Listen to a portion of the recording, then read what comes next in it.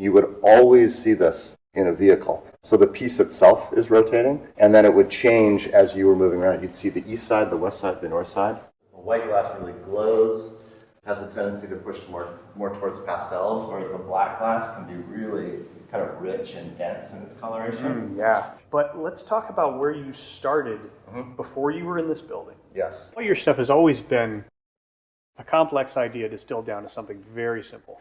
No, the struggle is beautifully real. I mean, I come here to seriously goof around. On the road we're out and racing, on a routine expedition. Now the deepest cavern ever known. Down on the rapids, it's up in tiny rats. It goes about 1,000 feet below.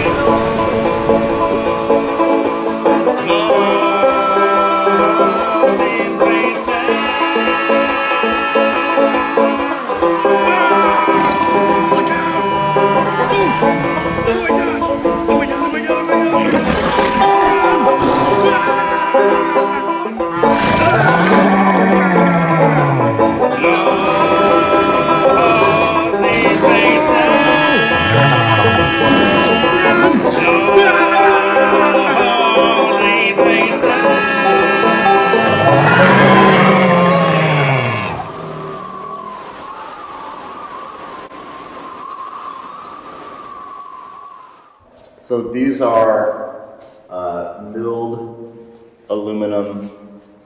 milled anodized aluminum works that are all light and shadow.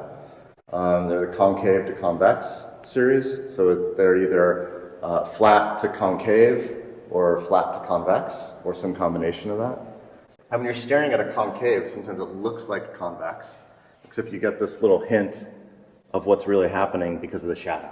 It's the old Haunted Mansion effect, right? Yes. You have the portraits that are inverse, so they look like they're following you, and exactly. and the same. Have you toyed the idea of like having a glass plate reflecting ghosts from behind you? Like, it looks like you're sitting next to you. I'll try to combine these ideas. Get the floor to drop. You know, like we were talking about with the candles. We went into a restaurant that had flicker flame candles on the walls. I was like, oh, I really like those. Yeah. You were saying, well, why can't they just be candles? It's like, I kind of like that they're not. I kind of like that they're something else. You know, it's the same reason I like making fake rocks and fake dinosaur bones. Because it's not that, it's art, it's something else, but it's also that thing. This is true. It is clearly stating, I am not real, right? And it's okay.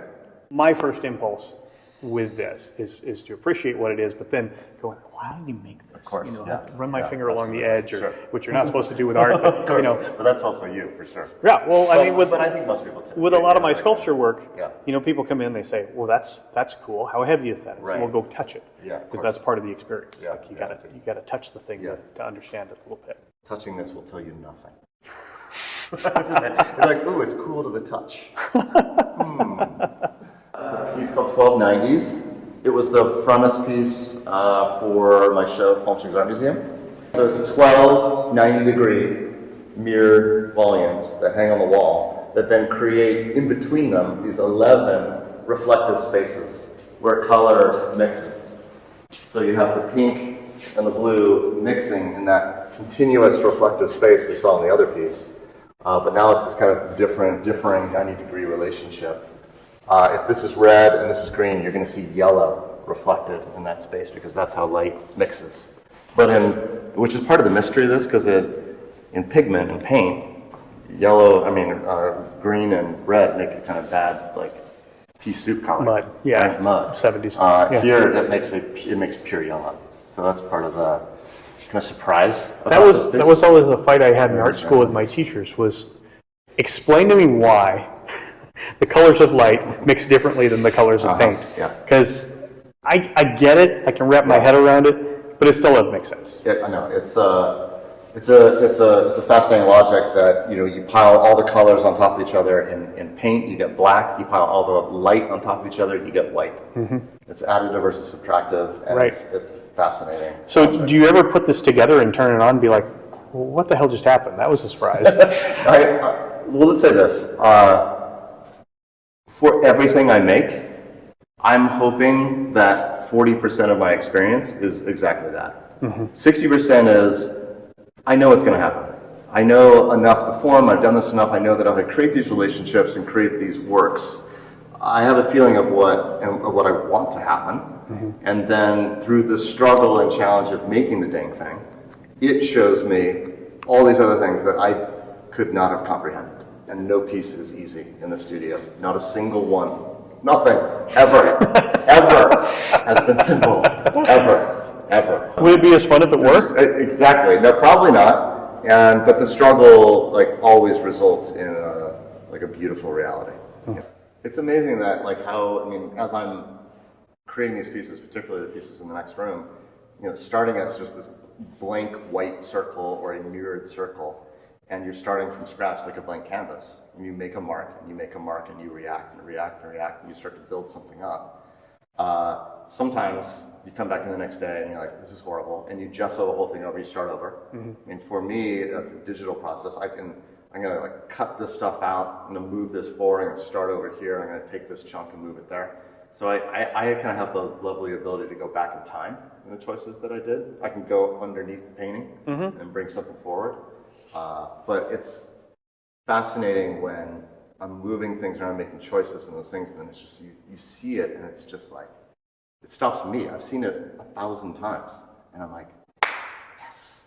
It's just it fires you up. Do you ever find that you pre-visualize something to such a degree that you think you understand it and you're completely surprised by the outcome?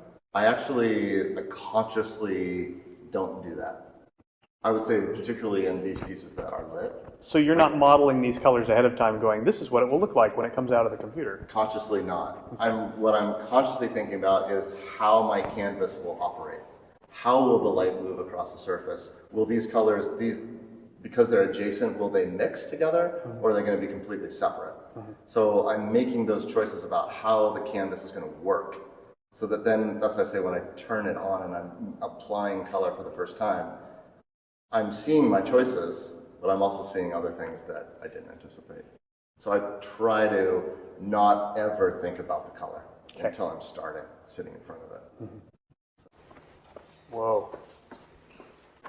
There's a three-dimensionality, I would say, as a result of the colors and the combinations of colors.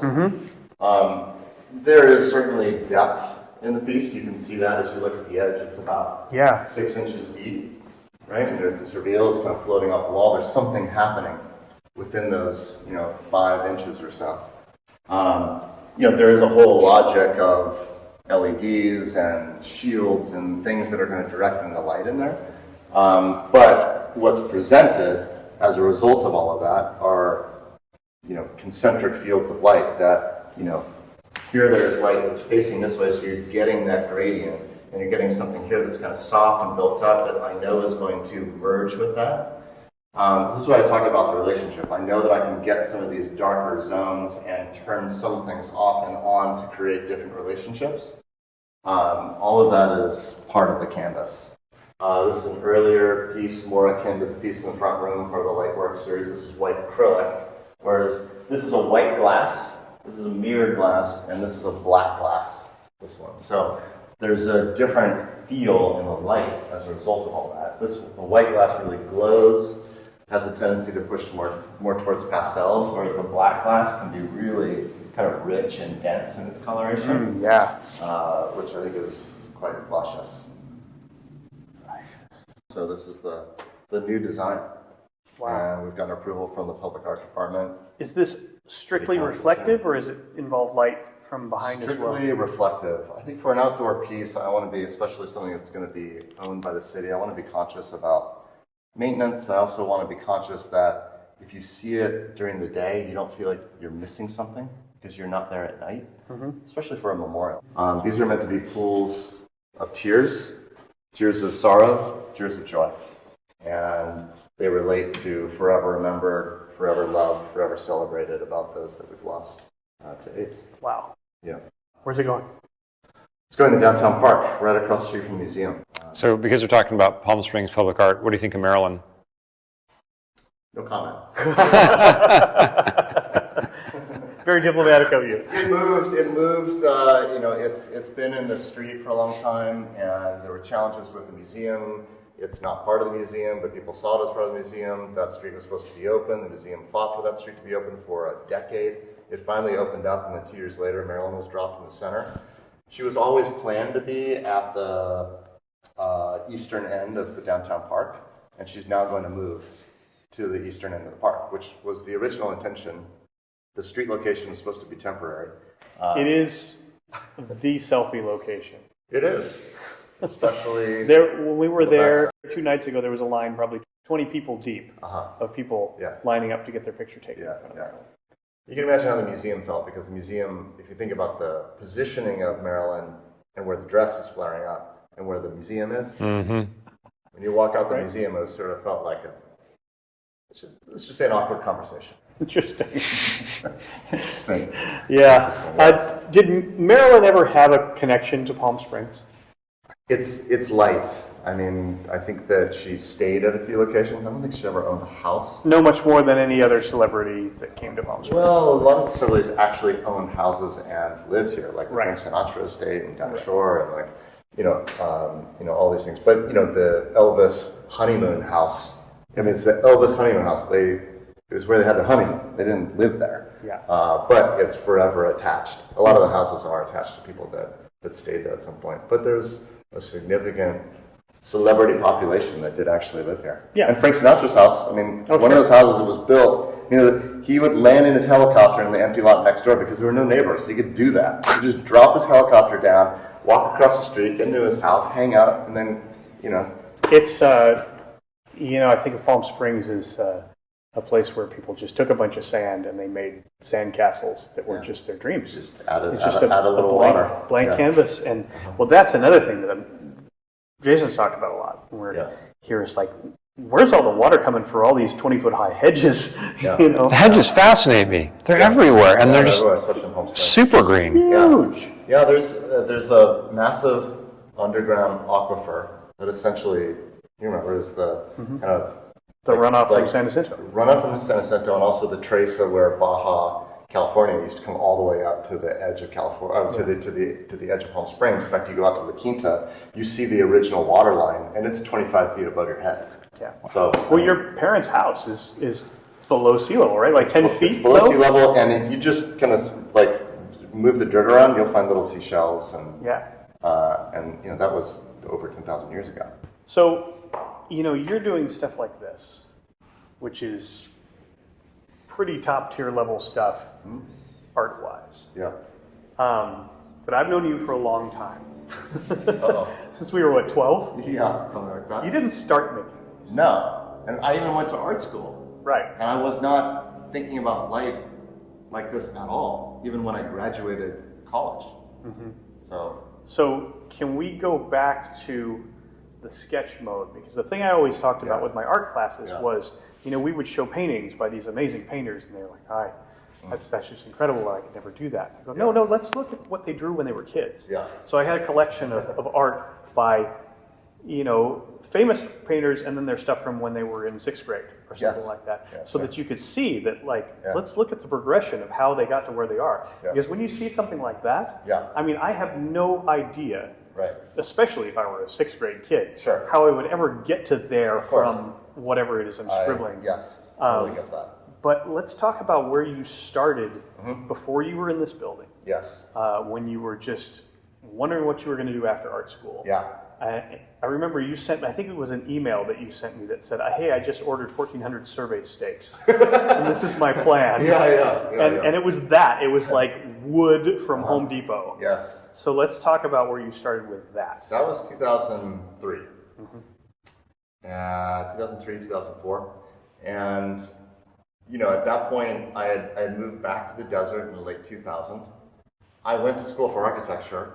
So I have a bachelor's in architecture and a bachelor's in fine art from Rhode Island School of Design.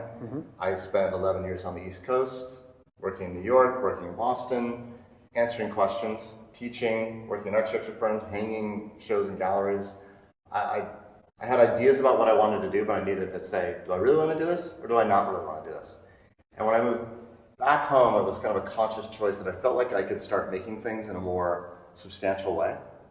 I didn't really know what that was. I just felt like this energy that I could do that, but I wanted to do that in a place that I cared about, and that was the desert. That was California.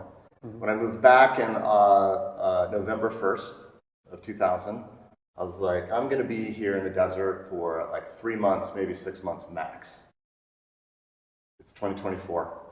It's been over 24 years. Yeah. I wouldn't live anywhere else. I don't think I could do this work if I lived somewhere else. I sort of found my way to this work through being immersed back in the desert and rediscovering the beauty of the place. So a lot of the first early opportunities were in architecture. Did several large buildings, from a church classroom gymnasium to a homeless shelter to a lot of different things. I loved working on those projects, but it was also sometimes like making those funds so that I could make sculpture. And yeah, some of my first thoughts, I don't know what it was, but I woke up in the morning and says, you need to go to Home Depot and buy a couple things of wood surveyor stakes, and you stack them. This is the life of an artist. You get these visions and strange comments to yourself that come through the neural network or beyond, and you are sort of required to follow them, right? Yes. And so when you follow it, okay, I don't know. I'm just starting. I bought like 60 of these things, and I'm stacking them, and then all of a sudden I'm sort of creating these geometrical logics, and then they're like, well, what if we did this? What if we did this? What if we did that? And then we're bringing it into the computer and 3D modeling these things, and all of a sudden I've created a parameter for structure and change called the cylinders. Do you have any here? They're in storage. I have one steel one that I recently started making. I revisited 20 years later. Oh, there it is. That guy? That's Corten steel, 3/4 of an inch thick. Is it really? That thing weighs about 2,000 pounds. And that's just model number 1. And it's steel, but the idea is simple. The idea is like the rotation of a stake. Yeah. So there's like rotation, like vertical lines that are truly vertical lines, where each of those stakes are exactly the same, they're modular, and they begin to rotate as far out as they can go, where they're intersecting with something else. If it goes any further, it would just fall apart. So it rotates out structurally, and then it rotates back. And depending on where these points are, it's sometimes so close that it can only do this, or it's on the inside, like this, or it can go like this and all the way to the inside. That was the X logic, the Y logic, and the Z logic. So I like creating these rules that kind of define the design. But all your stuff has always been a complex idea distilled down to something very simple. Yes, right? That's been my goal in every single one of the pieces. Because I just believe in that. Like, I want to distill it enough that it still distinctly has a powerful soul. Like, that's part of my challenge with minimalism. It got distilled so far that it becomes nothing. It's just like a gray block sitting there. I kind of like, I appreciate it, but it's not telling you anything. I'm not having a emotional response to it. There's a ledge. There's an event horizon. Yeah. Where it goes from being, and we talked about that today with car design, like how you have some cars that are over designed. They've got too many doodads, and then you've got cars that are under designed. They don't have enough. Yeah. But there's a sweet spot right in the middle where your Lexus RX 300 is, where it's like that really freaking works. Like everything about that design works. There's certain ones, but that model not so much, and that one not so much, but that one works, and you got to be tuned into where that point is. Yeah. But going back to what you said about like you get an inspiration and then you have to start doing it. Yeah. I've had a saying for a long time that inspiration is like poo. If you wait too long, it won't come out. There's your T-shirt idea. Right, there we go. Put that shit on a T-shirt. So to speak.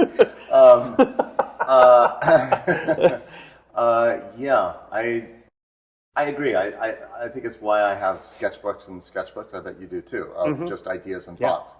And I think what's fascinating about that is it's getting out of my head these strange things, and sometimes the drawing does not match. I'm not able to draw what I'm thinking. And sometimes it takes a couple years. I'm really grateful that you said that. Yeah. Because that's the thing that would always freak my art students out too much is that I can see it, and I can't get it here. I can't get it on the paper, but I can see what I want to do. And that's why a lot of kids just give up. They just quit. The challenge on that, you have to start somewhere. It's not like everybody's got golden ideas, and when you just sketch it, you've got your Picasso. No, the struggle is beautifully real. Like, the struggle is the best part of it. There's, you see it, like, oh, I know what to do. And then you do it, and it's horrible. It's not at all correct. And you're like, well, but I can see how I can correct and shift and change. And then, like, beautiful mistakes happen along the way, or like things you didn't expect. And all of a sudden you get to something. So quite often you get to something that's even better than what you were thinking because of the process. And so that's the fun stuff. That's my playground of, like, it's a playground of failure. Honestly, like, you gotta embrace failure beautifully, because that's how you learn. You win or you learn. If you're hitting it all the time, like, winner, winner, winner. It's like, well, I mean, show me some failure, man. Come on. Like, prove to me that it's a winner. Right, by virtue of all the times you failed. Yeah. Well, tell me about the obelisk in Scottsdale. That's like down the street from me. Oh, yeah, right. Oh, yeah, we went there a couple weeks ago. Yeah, we did. Yeah. I was commissioned, I think it was late 2013. Oh, geez. For that piece. And, this often happens in public art, especially when it's tied to a large infrastructure project. The art is the last thing people are thinking about. They're thinking about the roadway and the infrastructure as it relates to the city and the population.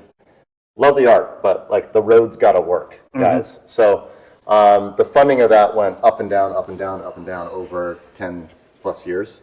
And in the year that I had my show at the Scottsdale Museum of Contemporary Art is when that project got traction again. But the piece is called Tri-Hex Circ.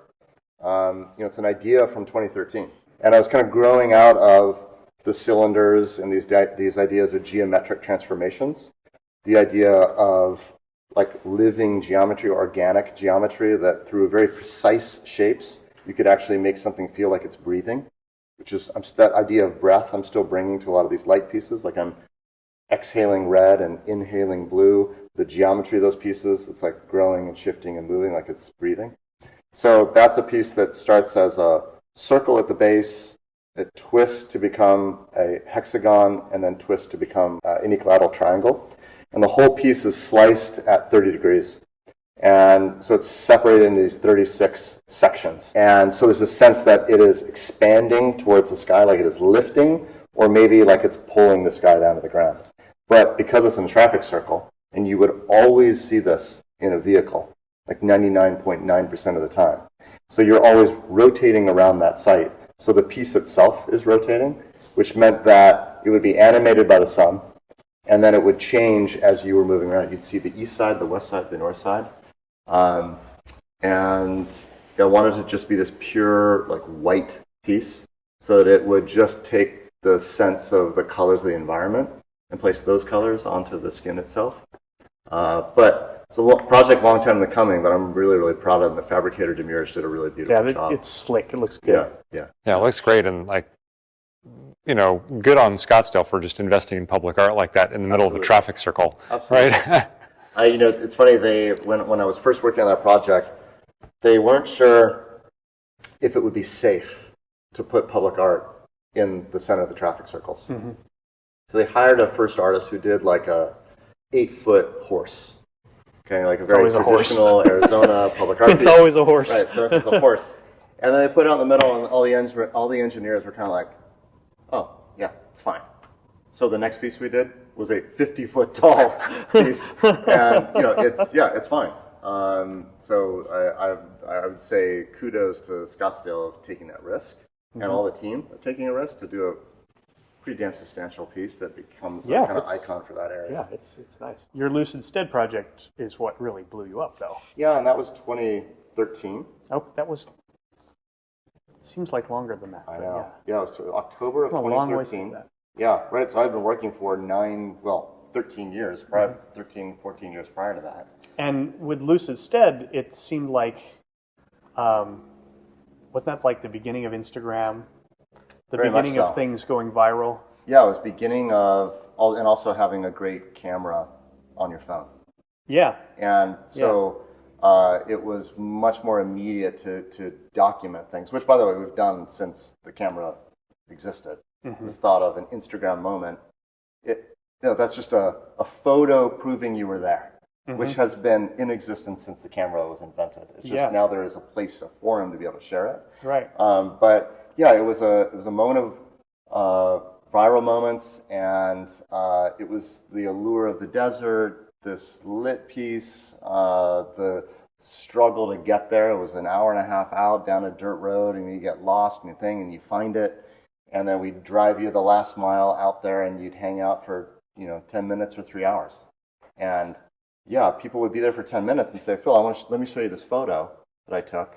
And they'd scroll through, they'd taken hundreds of photos in 10 minutes and then immediately sharing it on Facebook. It's more Facebook at that time. 2 weeks later, a friend of mine calls me and says, my sister that lives in Taiwan saw your project on the news. It's like, what? I mean, it was just I didn't send it to them, but it's just the ability for ideas to spread globally is quite powerful as an artist. Yeah. I had more than, I would say probably around 2 or 3 people in the years after you made that send me images of that. Yeah, right. And say, I thought you'd really like this. I'm like, well, I know the guy. I know the guy. Yeah. I know a guy. I think we still, once every couple of weeks, still get a phone call or an email. I'm up in Joshua Tree. Where is Lucidstead? I'm like, it came down in January of 2014. We appreciate your interest, but yeah, it was a temporary project. Wow. But that's that little humble shack is why I'm in the studio. And it kind of just put me on the map. It didn't mean all of a sudden I had overnight success. It actually meant I thought I had been working hard up to that moment. It now required me to work 5 times harder so it pushed me and it pushed me and it pushed me. And now with more eyes on me, it was more of an opportunity. But it also was, it better be right when I'm sharing it. Because I've got a lot of eyes on me. The idea of well, I don't know about it. I think maybe it's not quite right. It's no, all that was gone. It's and then the kind of level and the precision and the desire to really make new, inventive, entirely unique work that no one's ever seen before, really became part of what I wanted to do. This is serious. Yeah, you gotta, everything became serious. This is suddenly real. Yes. But you've had a few of those moments where Have. you're goofing around and then all of a sudden it gets real. That's why I say it's playground. Yeah. I mean, I still, this is my playground. I mean, I come here to seriously goof around, to seriously make things, and it's a joyful place, the studio is, but, it can also be challenging and difficult. That's what it's all about. Yeah. So. Thanks for showing us around, man. This is awesome. My pleasure. It's cool to talk to you as we've talked over the years, and reminisce and do all those things. And then it's cool to watch you teach this as well. Yeah. Teach this technique because you're not just talking to me, now you're talking to a camera and all that. And we get to have the same conversation, but extend it outward. Yeah. The thing I like about doing these videos is, my history as a teacher, I was teaching 20 to 30 kids at a time. Now I have the option to teach to 13,000, 30,000, however many. I don't even know if anybody's going to watch this, but you're watching it now, so thank you. Please like and subscribe down below, and go over to the Patreon, which we don't have yet, but we will. So we toured a lot of Palm Springs, visiting some really architecturally significant spots, like the historic Plaza Theater, built in 1936 as a showcase for Hollywood superstars. It's currently undergoing renovation and restoration. There probably is no place on Earth that's a better showcase of mid-century modern design and architecture than this town made of Hollywood dreams. Unfortunately, we lost almost all of our recorded audio from our time here, which is a real bummer because everything we said was absolutely fascinating. We definitely plan to return and recapture some of what was lost in talking about these amazing homes. This is the Kaufman Desert House, designed by pioneer architect Richard Neutra in 1946. It was a cornerstone of Southern California modern design, with open-air rooms, spacious windows, and captivating views. We will be back to explore more in the near future. Well, over here. Yeah.